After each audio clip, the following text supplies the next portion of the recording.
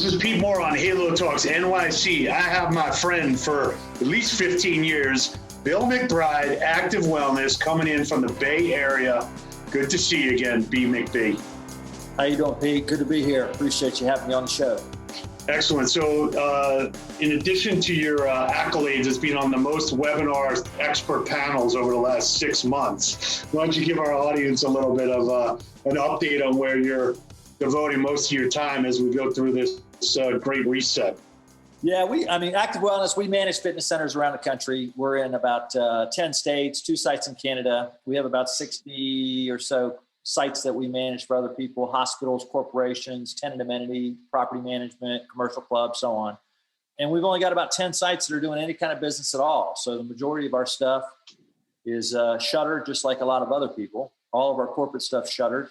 So we're fighting the fight just like everybody else. And then I do a little bit of consulting with some of my friends and their clubs along the way. Cool. So, over the last, in the clubs that you've been helping out, what do you see as some of the benefits of hybridization and going digital?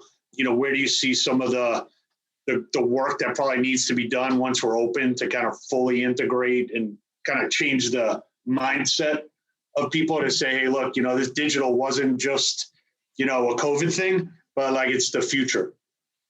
Yeah, I think, you and I and some other people that think, similarly have been talking for years that our product's got to be outside the box. It can't be just the 4 walls. It's got to be a surround sound, holistic kind of approach. And so I think the digital stuff, we were all toying with it. A lot of us were moving slow, and this accelerated that whole path. I think it's going to be like swimming pools, Pete. Not all your members are going to use it, but when you go to sell a membership, everybody wants it. So I think you've got to have a good strong virtual digital program available, more so now than ever. But I think it's here to stay, and I think you got to productize it. Yeah. So when you look at some of the operational changes inside of the clubs, from a standpoint of contactless check-in, maybe some additional cleaning, the fact that you're not using a key card, and handing it over to somebody at the front desk. These are things that probably we should have done a while ago. So, when you look at the operational side of this business, what are some of the things that you're excited about that are happening or the next phase of that? Yeah, well, I'm excited about the virtual and digital, especially on the programmatics, one-on-one training. Some of the happy hours, forget about the webinars for a minute, the happy hours I've been on. I've become close friends with a lot of people virtually that I've known for years, but I know them better now because you get to really get to know people in this virtual format when you're hanging out. So I think the connection piece with virtual on one-on-one training, health coaching, personal training is here to stay and the real deal. I'm very excited about the acceleration of what I'll call, or what others are calling, fitness pods, where you have set areas in the club for personal training or for members to be kind of on their own with their own set of equipment. Yeah. I think that's huge because a lot of the issues that we have with personal training along the way are, the trainers are in the way of the regular consumer on the equipment. The regular consumer is wondering why they don't matter as much because the other person's getting the attention, so on and so on. So I think that the pods are critical or going to stay because they're a destination. Here's where we do personal training. You can sell it. It's safe. It's distance. You can even take it to another level where people reserve those areas. And I'm really excited about the outdoor training. The outdoor spaces, that's blowing up everywhere. It's brilliant. You go to major cities that have been closed down on indoor dining. They've got the streets that are blocked off and doing the European cafe kind of thing. And the clubs are doing the same thing. They're opening up their outdoor spaces, increasing their square footage.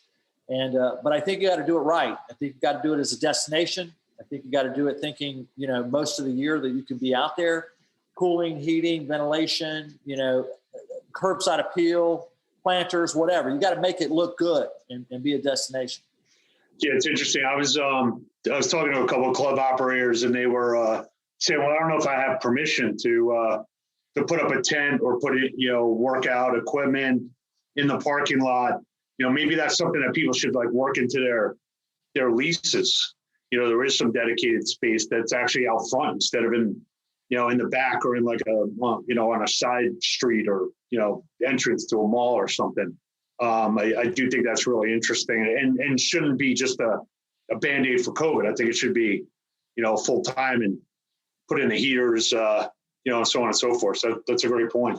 As you think about, how long it's going to take to kind of get back, assume we got a vaccine in a couple of weeks, April comes, May comes, people have invested a fair amount of money in their at home. Do you think that clubs and personal trainers and group exercise instructors are going to maybe embrace what people have acquired for their home and say, look, come into the gym 3 days a week, do this group exercise class twice a week. And then when you're home, you got a Peloton, do this Peloton class with this instructor instead of, viewing all these, online competitors as competitors, just kind of like build them into the menu, if you will. Pete, I think you're right on. I don't view the home market necessarily as cannibalization of the club market. People really need to be around other humans, even though Peloton's done an amazing job with that interaction piece. I actually bought Pelotons for my executive team a couple of years ago for the holidays. So I think that's it. You've got to bake in a holistic approach. Use your MyZone belt outside, use your Peloton, use the weights, hike, all of it incorporated into that program. But what people are saying is they want to be back with other human beings and that social connection. Like I do a lot of speaking, as do you, and there's nothing like a live audience. The energy that you get as a speaker, the energy the audience gets, there's a communication there and an energy there that no matter how well you do virtual, you can't get that same thing. So human socialization and touch is not going anywhere. So I think you're right. You bake it into the whole program. Yeah. So, from a standpoint of the groups that have a lot of private equity capital, they're not pulling the plug on anything. Do you view the mom and pop operators or the single unit operators, if they make it, which I hope they do, until let's say April 1st is kind of the new, pushed out goal line, if you will, those groups have real opportunities to not have to focus on multi-unit operations. They got 300 to 800 members, and actually, manually rebuild those relationships. So do you view that, localization as, the key to their success? And, some of these other operators have got institutional debt and institutional private equity. At the end of the day, thinking small and basically protecting your base, you will survive. Yeah. Your take on that? I think, you saw today, you fit filed Chapter 11 today and all the others, these Chapter 11s are, strategic, letting people repurpose their debt and get out of their bad leases and deals, and they'll survive. The big operator is going to survive well. If you can make it through from a cash flow standpoint and survive, I think that the small independent operators or even the large independent operators have an advantage because the local hometown favorites, they can play upon that. I'm local in my community. They can do the community outreach more effectively because an owner operator, is going to be stronger at that than a typical general manager that's an employee. I mean, it's just you've got that ownership thing that your life's on the line with your business. So I think you're right on that there is a strategic advantage for independents if they can survive with the cash. And right now, cash flow is everything. Yeah. There's a lot of small gyms that unless there's another round of stimulus or some other magic bullet, they're just not going to make it. And it's really unfortunate because some of them have, their homes on the line and other things. But in my opinion, and you may agree or disagree, I'm not sure where you stand on it, the last several years, supply has outstripped demand a bit. Yes. The net membership of every box, if you average them, has gone down a bit over the last 5-6 years. And so, there is some correction here that the industry may come out stronger with a, 25-30% reduction in sites. IRSA data right now says that 15% of the clubs, commercial clubs, and that counts studios because MindBody and the other member management software were in it, 15% are permanently closed, with another 10 to 15% potential. So, I mean, we're looking at a 25 to 30% contraction, and I think it could be even a little higher.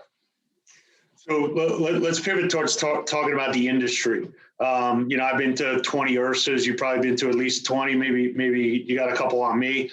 We all kind of assume like, okay, IRSA, like you handle like the political, lobbying and so on and so forth, but we didn't provide them any capital to do it. So it's kind of like a disservice of the industry to blame or say, hey, IRSA, why didn't you help us get to become an essential business, or like, where's your political cloud? And then it's like, all right, the NRA has got $95 million worth of political contributions and IRSA made $6,000, So, when you think about what we should do or what we should learn from this, and I had the benefit of listening to a podcast series called Gangster Capitalism, which Dave Ganelin will send over to you. It was fascinating. Besides the fact that the NRA is effectively like an organized crime syndicate, let's just keep that off the table. But the fact is, they got millions of members, one, who vote, and two, who make contributions. So, is there an idea here down the road to kind of plant the seed and have other people thinking about this? Because it's probably going to be one of the most well listened to podcasts that we've ever had, because we have you on it. Should we think about, going to like ABC and MindBody and Club Ready and say, hey, look, we want an option to add like $1 or $5 on the annual maintenance fee as an opt-in or an opt-out that goes towards the National Fitness Association. And we start to like protect ourselves because, we're in a democracy that is based on, you need capital to operate in this democracy. And the democracy works on political contributions and having a voice and a seat at the table, and I don't think it's been fair that people have said, well, IRSA should have done this. Like, yeah, well, didn't pay them to do it, right? They run trade shows, which have been very effective. They do good research, and they've been helping us, but it's not fair to have them be that group unless we fund it properly. So what's your take on that? I'm done. I'm off my soapbox right now. No, you preach the sermon, Pete. I'll turn the pages. No, you're right on. If we could get more money into that bucket, and what some operators do is they just go, hey, I'm going to let the big players take care of that, and I'll ride the coattails, and we all got to be involved. The difference between, one owner donating versus an NRA member, of course, is, an individual contribution based on personal liberties and rights that you feel strongly about. You've got a very strong advocate base. Yeah. So IRSA's doing some interesting stuff. I'm on the standards committee. I'm on a global committee. But really, we got to get organized in two areas. We got to get our messaging right, like got milk, just do it, exercise is prevention and cure. We got to get a message right where, the politicians come out every Saturday and Sunday on the talk shows and they all have the same talking points. That's a great point. We need global talking points for one. We need money into the bucket to advocate. But one of the things, Pete, we've done wrong or potentially wrong that might bite us in the butt a little bit here is we've resisted licensure and standards as an industry forever. And hair salons got opened, they're licensed. Nail salons got opened, they're licensed. We have fought licensing back in the day. We fought against AEDs. We fought any regulation, any legislation in the industry. And now we're an unlicensed, unregulated industry, and we're lumped in with casinos and strip clubs and bars. And that's a great point. So I think we have got to be serious about, hey, we stand for something with high standards. Here's what we're going to do. We have some kind of endorsement from a third party to the quality clubs, and IRSA's working on some neat stuff with pledges and standards and things that we can adopt. It's messaging, but we got to have messaging. We got to get people contributing to our cause. We got to tie in with other industries that are like us that we can have a bigger voice with. But we have to face the fact that we're not going to be trusted unless we're of a high caliber in our standard of care. I mean, one idea I had, we might as well just get it on, on the airwaves here, is if we could tie in the health-related flexible spending accounts and make that as pre-tax dollars, and then go to Peloton, and if you buy a Peloton bike or you buy a Nautilus or you buy a, any piece of equipment or any subscription that you have that's related to your health, that gets bundled into the healthcare spending bucket, then I think we're in alignment with those groups, and then they can be part of this, political action committee or movement, if you will. So I think I agree with you. If we can think bigger about who actually has the same objectives that we do, which they're all to benefit members getting healthy and reducing healthcare costs. And by the way, we run a profitable business that facilitates that. So I feel like a lot of it, is what you're saying is like, let's change the conversation and let's show up with bigger players as like a, syndicate, if you will. Yeah, and HRSA, had two bills that they've been pushing for years, FIT and WHIP, and FIT was exactly that there's a tax break, pre-tax dollars for fitness equipment, athletic programs, health club memberships, but think about every apparel, Lululemon consumers are usually very active. People that buy tennis rackets typically play at or have a membership somewhere as well. Yeah. So the Sporting Good Manufacturers Association will be a great association for our industry to partner with regard to this common consumer. Who are the same consumers that we all share, and how do we leverage that to grow the pie? Yeah, that's a great point. So we love to be helpful in that in whatever capacity that we can. So over the next couple of months, what are you helping people line up? Whether it's from think about your club is going through like a grand opening, if you will, or almost like a pre-sale. So what are some of the a couple of tidbits of advice that you got out into the universe? Yeah, I mean, my crystal ball is a little cloudy right now, but I think you got to look at it like a consultant. You got to go through every transaction, every GL, account, and really lean up and run as lean as you can without sacrificing safety and service. Yeah. And then you've got to look at how you're going to be innovative. And innovation doesn't need to be, something brand new technology, but how can you do better and different and expand? And so I think the how you lay out your facility, the outdoor, the virtual, the communication and messaging, those are all critical. But we've got to have credibility with our consumer base that we're safe and that we're committed and that we're in it together to survive.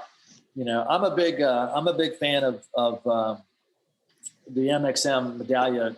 Yeah, sure. Number 3 stuff, and not only does that give you the voice of the customer so you can be in communication and have an intimate relationship and dialogue, but you can get they have an opportunity on there where you can get a Google rating, you can have a referral program all baked into the platform. So it's not only an expense, but it's a revenue lead generation tool as well. And so I think you got to listen to the customer. And the point of that is the voice of the customer. You got to be in communication with the customer, because people aren't going to come back if they think you're doing a halfway job on it. And so you got to talk to them and communicate and be transparent. And we've been talking transparency for a couple of years, but now it's more important than ever. Yeah. And we were having a conversation earlier about, your sleeper members, and, the old adage in this industry was, don't wake up a sleeping giant. I feel like those sleepers are going to be checking their credit cards and their bank statements, probably a little more of a tooth comb going forward. So I've been advising people, like, get ahead of that. Like, you got a member, treat them like a member and stop treating them like a credit card. So I feel like that's an opportunity. It's also, there's probably something that's going to be financially negative by going that route, but don't pretend you have a certain amount of members if you don't have a relationship with the member. That's how I kind of think about it. I think you're absolutely right. I won't say which media outlet it was, but I subscribed to an online newspaper. And I went through all of my credit cards during this phase, right? I'm making less money now than I've made in a long time. And, what am I paying for that I don't really need right now? What's not essential? So I canceled the newspaper subscription, and they immediately call me and go, hey, why are you canceling? I go, well, it's, a lot more per month than I thought it was when I signed up, and I don't need it. Well, what if we gave you this or this? They lowered the rate like that. And I was like, well, that's kind of shady, Yeah, right. I've been paying for a year, and now that I quit, you're going to give me a better deal and lower the rate. You're giving me credit for the last year, No, we can't go back, So, I canceled it, but don't wait till somebody cancels to call them and try and save them. Then it's too late. You got to get ahead of it. So I think you're right on, Pete. That's great advice, by the way. Yeah, because it's disingenuous when I'm calling to cancel. I already got it. That my judgment's already been made. Get ahead of that, and then if I haven't called you yet, then I actually haven't made that decision, and you got a chance of keeping me. Yeah. Now I'm just pissed off that I got an apartment in New York, and I see listings for the apartment below me and the apartment above me. I know what they're renting that at, and I'm paying way more than that. I have a conversation with them, and they're like, "Oh, we can't. We're not changing anything now." I'm like, "Well, this relationship doesn't go any further." So I hear you. But I think there's an opportunity there, not only trying to save the member, but being honest. Like, I know local operators that say, hey, we need you right now. If you like the club, please stay with us. And so it's a two-way relationship, and you got to treat it that way. Yeah. So in parting here, what's give us a McBride quote or to something to leave on here. Original quotes. I use a lot of cliches and quotes. The one that comes to mind right now is the old success is a journey, not a destination. This thing's a long game now. We got to live to survive the short term, but we got to be thinking long term. What is your product going to look like in 12 months, 18 months, 24 months? And by long term, I'm talking less than 3 years. If you're negotiating your leases, don't negotiate for 6 months. Negotiate for survival of your business, for the long haul. So play the long game, but do all the short-term actions you need to. And I'll add to that, every professional team has the luxury of having a new season start.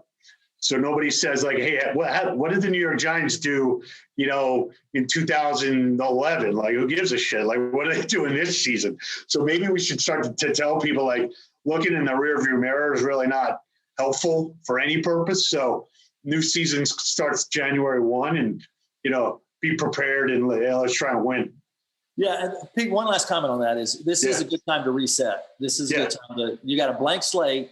Your members don't know exactly what to expect from you. We might not ever bring towels back other than workout towels. We might make some changes there. So think from a positive standpoint that this is an opportunity to reset, reimagine, recreate your business. Awesome. Or on that note, I'll see you on your next expert panel.